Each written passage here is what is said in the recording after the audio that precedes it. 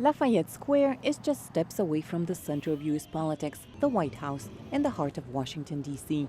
Now a new restaurant called Immigrant Food is making its own political statement by serving food inspired by the many immigrant communities that live in the U.S. Obviously, the closer we are to the White House, the better it is to talk about a cause.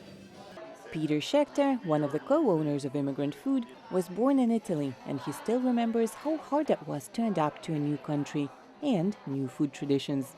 That's why he decided not to focus on one cuisine, but let his customers choose the food that feels closer to home. Chinese and Peruvian dishes are on the menu, together with Iranian, American, Russian, and Italian ones, among many others. To Schechter, it's as much of a culinary statement as it is a political one. We believe that people wake up in the morning and say to themselves, I don't recognize this America, and I would like to do something, but they don't know what to do. Well, in this restaurant, we will give them very clear ideas of what to do. We have an engagement menu right next to our food, and they can donate money, they can volunteer their time, they can sign a petition. There's all types of things that they're able to do in order to help immigrants. The engagement menu has as many options as the food menu. Patrons can get information on how to teach English, visit detention centers, and conduct mock ICE interviews. Volunteers sit right next to those who just popped in to enjoy lunch. Representatives of 5 NGOs are here a few times a week to talk about what they do. CAIR Coalition is very specifically oriented towards working with immigrants who are detained by ICE.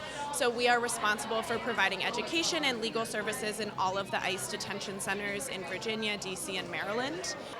Customers seem to really enjoy the idea behind the business, both the varied menu and the chance to help those who need it.